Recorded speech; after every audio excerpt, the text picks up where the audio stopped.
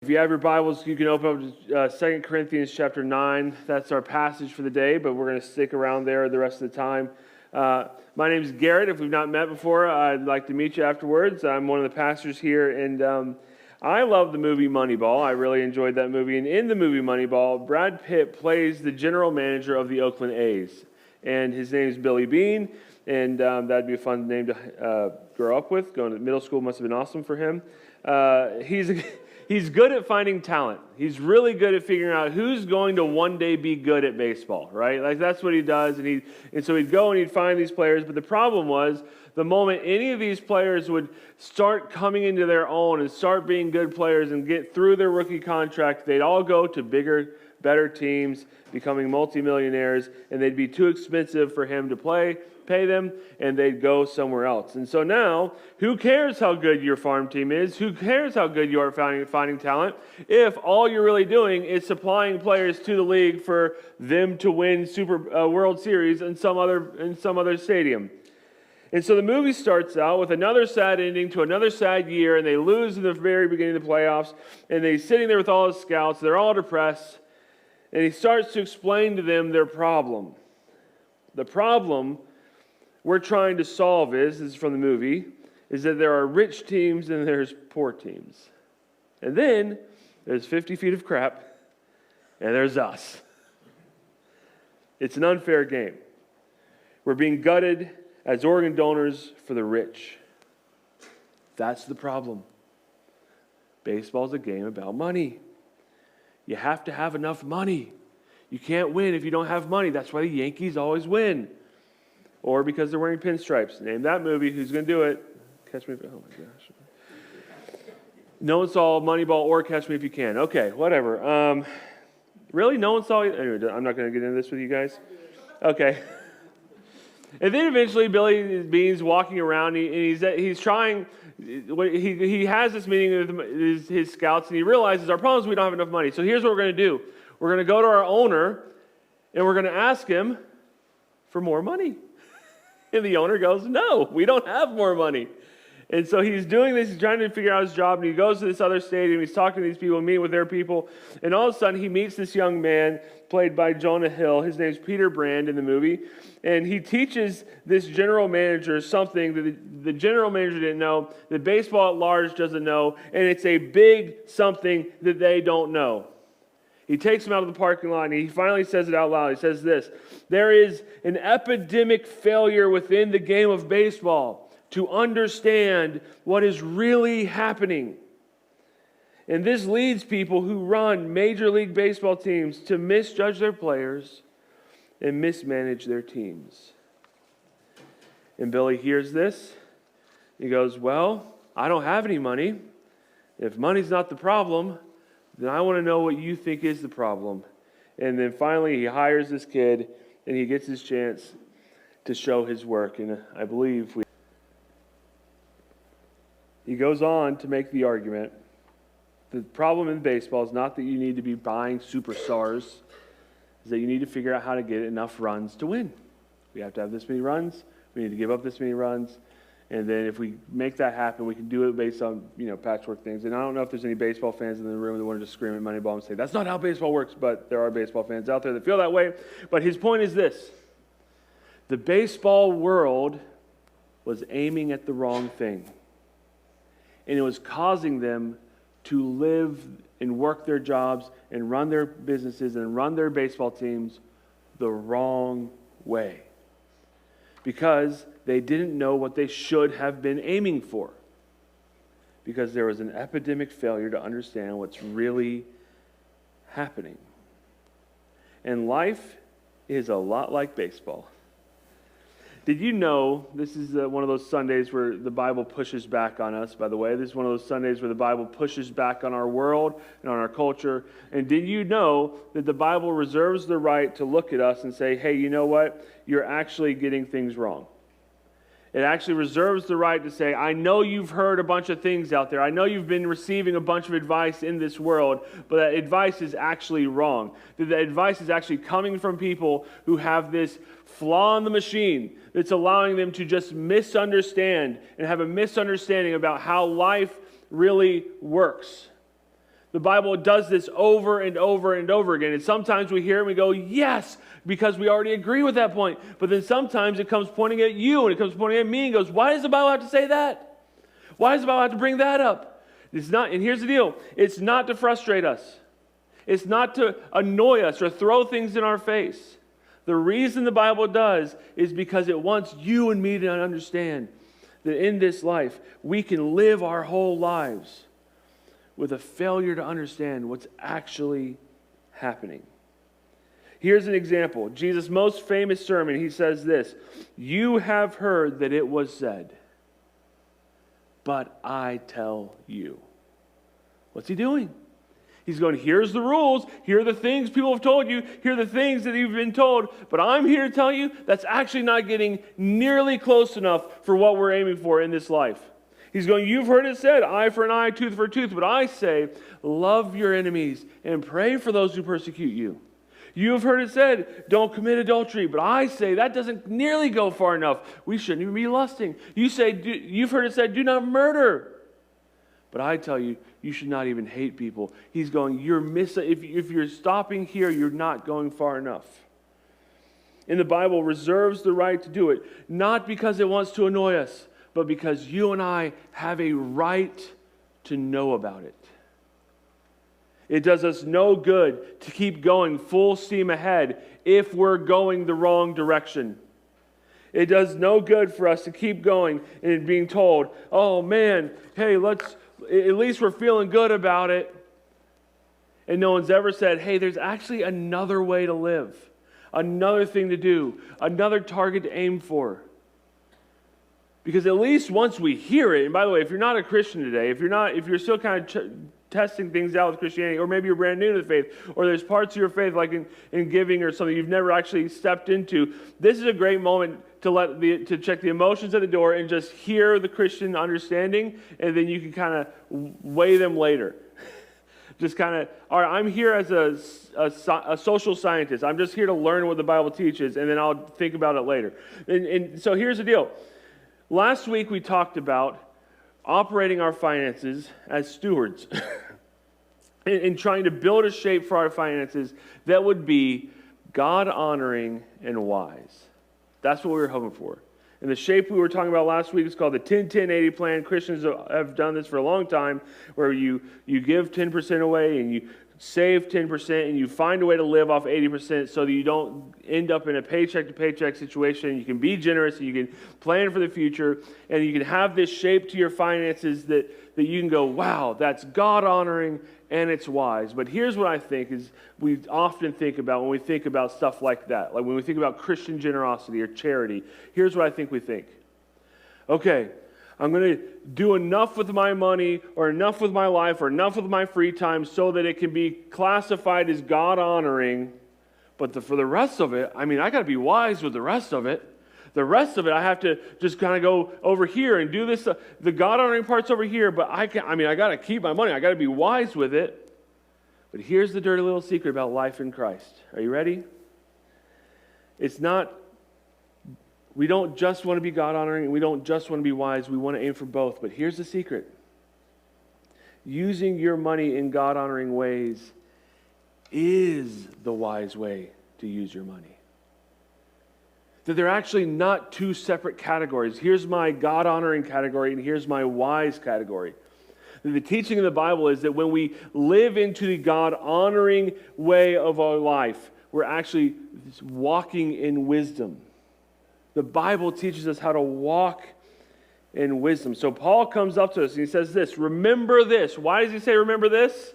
Because this is something that the Bible teaches us that no one else is teaching us, and that we're quick to forget. We're forget to remember. He says, remember, whoever sows sparingly will also reap sparingly, and whoever sows generously will reap generously. He's saying this is not a common worldly knowledge, but the Bible has been teaching us this for thousands of years. Here's Paul in 2 Corinthians quoting the Psalms thousands of years before he lived. He says this, as it is written, Psalm 112, they freely scatter their gifts to the poor, and their righteousness endured forever. This has been a teaching of life in God for a long time, Paul says. Paul is saying, this is how life works. He's not saying, hey, we just need some amount of your finances for God. He's saying, if we're allowed to let God be over all of it, all of our lives, all of our relationships, all of our finances, all of our work life, all of it, if we can allow it to be over all of it, it will not just be God honoring, but it will also be the wise way to live. Here's a verse that comes from 1 Timothy. I have it wrong up there. I have it wrong on one of these, but look at that. You be the judge, people. You brought your Bible, right? You judge between me. My sermon notes say 1 Timothy, this says 2 Timothy. Here's a verse you will not hear on planet Earth. Here it is. The Apostle Paul says this, but godliness with contentment is great gain. Think about your goals. Think about the things this world tells you is great gain. You got to have the nice car. You got to have a dress that makes you feel good. The way you dress tells people about yourself. You don't want to say no to your kids too often. You got to make sure you don't want him to grow up hating you. You got to make sure you give them things. You don't want to make them sad. And the real question is how we build our lives is able to, we try to buy this or get that or do that, and we go, oh man, that's great gain. But the Apostle Paul says, no, godliness with contentment is great gain. That once you have that, everything else is kind of niceties. It's frosting on the cake. And he says, so when you and I sow generously, we're also going to reap generously. And when we sow sparingly. Now, sowing is, it's a farming term. And reaping is a farming term. So when you put out, sowing is what you put out, reaping is what you bring in. And Paul's saying what's true in farming, what's true in the land is actually true in the rest of human life, the rest of life out there. So if you put a handful of seeds out there, you're going to get a handful of crops back. If you put a huge amount of seeds out there, you're going to get a huge amount of crops back. Who's ever had a patchy yard? I know the guys in the room, nothing's more infuriating than a patchy yard, right? That's how you know you're a man, when you start going, why is there holes in my grass? You know what I mean? That's like, oh, I'm a man now. Okay, it happens when you're 34 years old. And here's what you know. If you put grass seeds in one patch of your grass, you're not going to have that huge front of the bag turf of green Scots grass. What are you going to have? You're going to have seeds that grow in that one patch in your yard because you sowed sparingly. And your yard in the spring is going to look like you sowed sparingly. Now here's the deal. Paul says this is true in everything. That when you sow generously, you reap generously. And it's true in our relationships. It's true in farming. It's true in finances. It's true spiritually with God. It's true all over the place. And I think we can put things together where we make sense in the sort of interpersonal things, right? So Ed Dean is a man who joins us live, and he's been part of our church for about a couple years at this point.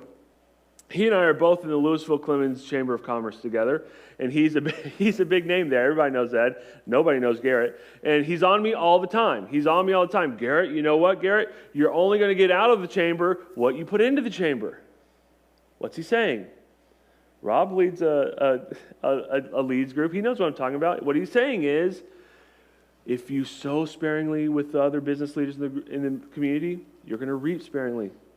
But if you jump all the way in, you're going to get all the benefit you can possibly get out of that group of people. People who join the church, the people who love their church the most, are the people that serve and give and throw their lives into the church the most. You all know somebody who is just like a relational rock star, has friends everywhere, people know him everywhere, and you go, wow, that person just must be a savant. He just must be like the most likable person on earth. And then you follow him around for a little bit, and you realize, oh no, they just give way more friendship than I do. They're just giving friendship all the time. And guess what happens when you're giving friendship and giving relationship and giving kindness to people all the time? All those people start becoming your friends. And you sow generously, and you reap generously. And I think as we share these examples, we all go, yeah, that makes sense. That actually makes perfect sense. But then when we get to that last bullet point where we say finances, which is what the Bible's talking about today, that's when we go, I just don't, you know what? We all took math. We all know what an economy is. We all know how profits work. We all know how economies work. That's actually where it falls apart. And here's the deal. No, it doesn't. That is how finances work. We in America are the most generous nation on earth. Probably the history of the world. No one's ever given away as much money as Americans have given away. And America is probably the most blessed nation the history of the world's ever seen. We are the most profitable nation the world's ever seen. And then you go, well, Garrett, the reason we're able to give away so much money is because we have so much money. And I go, yeah, I get your point, except for the fact that there are these people called economists and statistic people and whatever. They do stuff with numbers, and they crunch the numbers, and they equal everything out. And they make, okay, if everything's equal, how does it look like then? And then they realize that when they do all the adjustments and they make it all the same, you realize that America gives 7 times as much as the Italians do, and we give 4 times as much as the French do. And it's just, we are a generous nation, which, by the way, is leaving our nation, and we will rue the day. We will regret the day we quit being the most generous nation on earth. You just here 20 years from now, come back to me, buy me a lunch when you go, Garrett, you're exactly right. Let me shake your hand for being the rightest person on earth. But we will rue the day when we stop being the most generous nation on earth. But here's the deal. Arthur Brooks has been talking about this since 2009 because he's an economist. And he keeps hearing this study. He keeps hearing about this thing, how when people start becoming generous in their lives, they actually, this is the word he uses, I don't use it, I don't know how to help people do this, but I would love to one day be a person that could help you do this. He says, when people give their money away, they get richer. And he goes, that's not how it works. I'm an economist. I know how money works. That's not, and he keeps crunching the numbers, and his answers keep coming back the same. And he eventually goes to his social science buddies over there at Harvard, and he goes and talks to them, and he goes, yeah, we've known this for 30 years.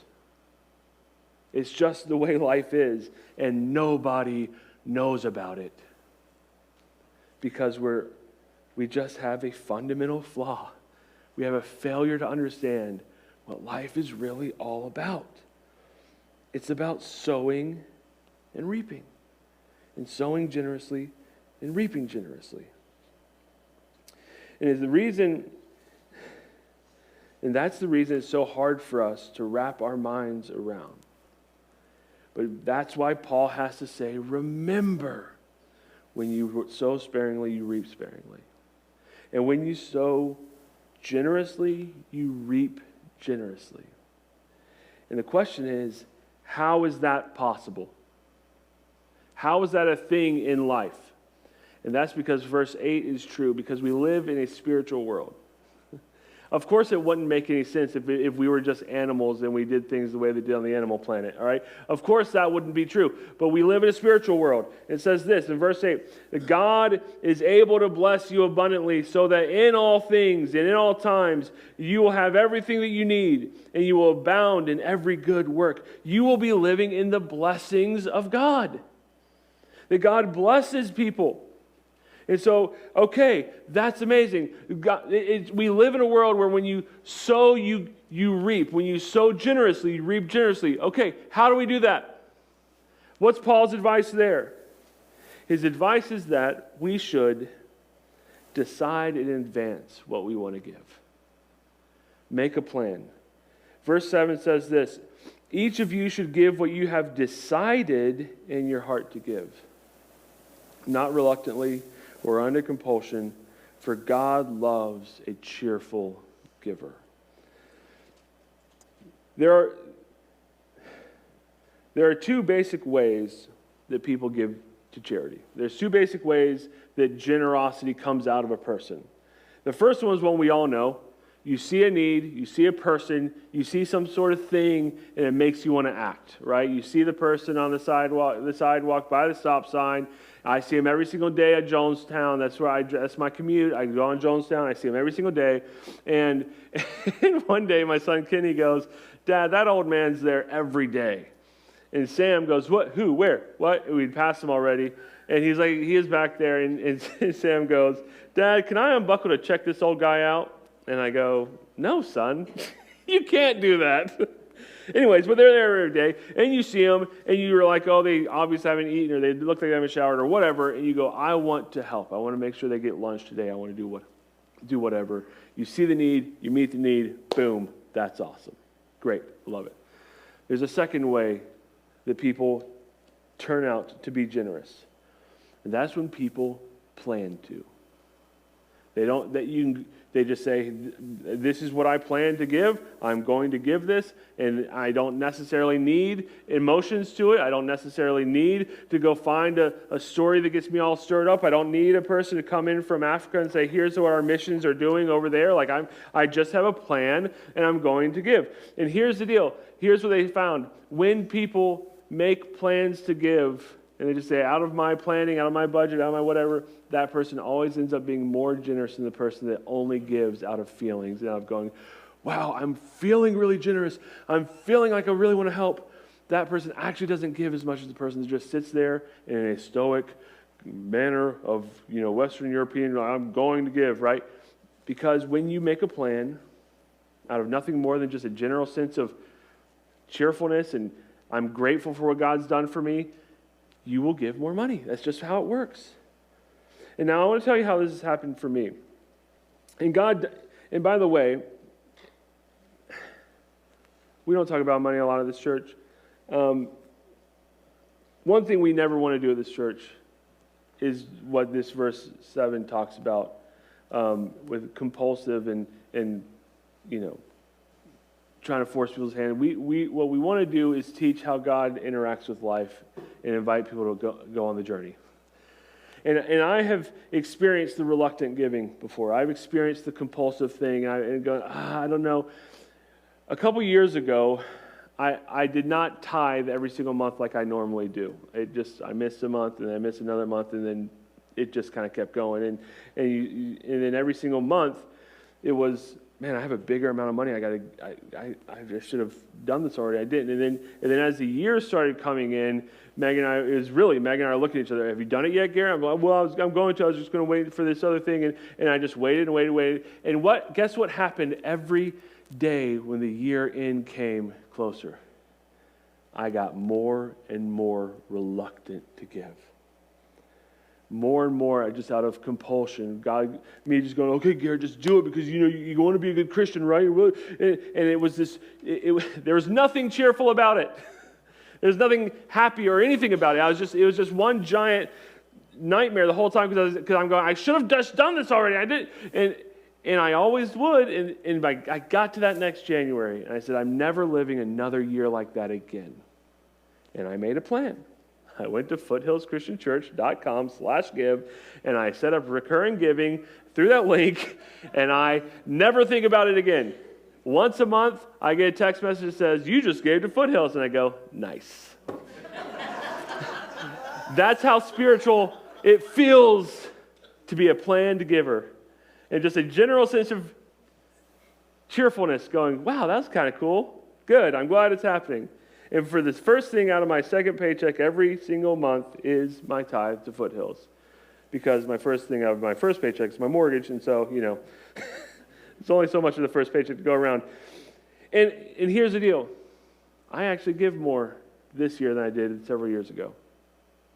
Because that's just how it works. And what I have noticed in my life is that when I sow generously, I reap generously. I have lived in the blessing of God more than I deserve. I've received more blessings and more kindness from God than I can ever repay. Because it is true that God is able to bless you abundantly, so that in all things and at all times, I can have everything I need.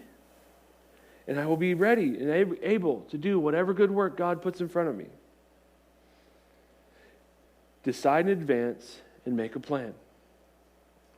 We talked last week, God calls you a steward. That's a person who's in charge of things. Our money's not in charge of us, we're in charge of it. And here's the deal. We have financially successful people in our church. We have business owners, and we have people doing cool things and working towards cool goals, and I can do nothing but cheer you on. I'm so proud of that. By the way, I am so proud of all the businesses in our community. If I could have the microphone at the Chamber of Commerce, all I would say was, I'm just proud of you guys. Keep going. You're making our community what it is. Keep it up. I am so proud of stuff like that. I'm all about setting future goals. Where do you want to be in 10 years? What is your life going to look like? And how can you make it happen? And what do you need to do now to get there? I'm all about it. But here's the deal. For so much of our lives, we spend our lives thinking in terms of point A and point B. I'm in point A, and I need to get to point B. It's going to take 100% of what I've got. Riley, can you put that picture up? Do you mind? It's going to take 100% of what I've got to get me from point A to point B. 100% of my finances, 100% of my time, 100% of my free time, 100% of my energies, 100% of my focus. It's just all going to go to this thing. And by the way, I think God has put you on earth to go for something big and go for something cool, and it will take a lot of your energy, a lot of your time. But here's the deal. When you step into the life with Christ, when you come into life with Jesus, and you start to walk by faith, and you start to say, okay, God, I can peel off some percentages of my time, of my money, or my efforts, or my focus, and I can put it towards your things, put it towards your stuff. You start to realize that when you live on 90% plus God's blessing, there's actually a new point out there that you never knew about before. There's a point C. And you start following God and you go, wow, not only am I still able to pursue my earthly goals and accomplish them and find success, which is awesome, but I've also entered into this realm of the blessing of God, the life of Jesus, how life works. And I realize doing life on 90% plus God's blessing is way more than what I could accomplish with just my hard work and 100% of what I've got. This is what God says life is like. Now here's the deal.